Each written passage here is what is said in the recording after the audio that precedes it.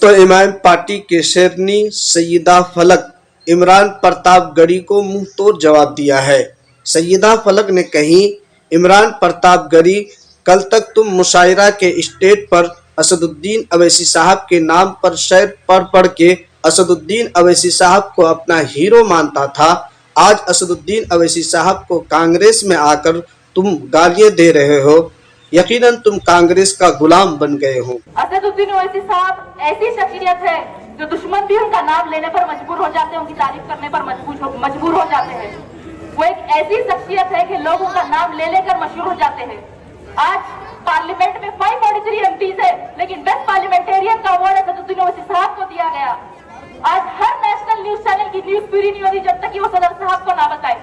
यहाँ चाहे चौकीदार हो या दुकानदार हो, बिना सदर साहब का नाम लिए नहीं जाते। और किसी शायर के शोहरत की शुरुआत उनका नाम लेकर, सदर साहब का नाम लेकर हुई थी।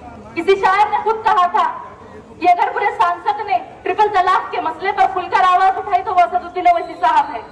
भाई, जब आपको सच मालूम है, अगर आप सच मालूम रखकर भी दूसरों को गुलाम बनना चाहे तो शायद आपकी किस्मत में जिंदगी भर गुलामी करना ही है।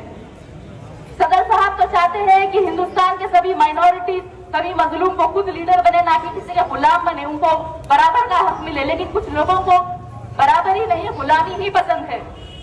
बहुत बुलंद फिजा में हमारी पतंग है, अल्हम्दुलिल्लाह। बहुत बुलंद फिजा में हमारी पतंग है और उसकी डोर अल्लाह के हाथ में है।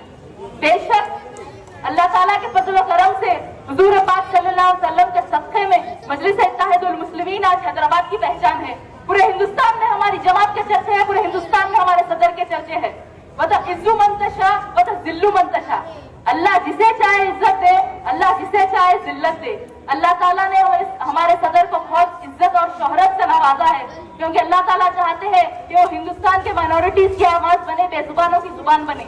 आज उनकी ताकत में इतना असर है, इतना दम है कि फिरका परस्त ताकतें परेशान रहते हैं, हमारे खुलेआम दुश्मन भी परेशान रहते हैं, हमारे अंदरूनी दुश्मन भी परेशान रहते हैं कि अगर ये असदुद्दीन ओवैसी कामयाब हो जाए, अगर पूरे हिंदुस्तान के दलित, मुसलमान, माइनॉरिटीज एक हो जाए तो फिर हमारा क्या होगा। इसलिए उनके पीछे रहते हैं।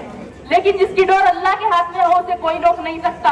आज हम हैदराबाद में कामयाब है, कल भी कामयाब रहेंगे, पूरे हिंदुस्तान में हम जीत हासिल करेंगे और एक दिन हिंदुस्तान की हर रियासत में मजलिस इत्तेहादुल मुस्लिमीन का परचम लहराएगा।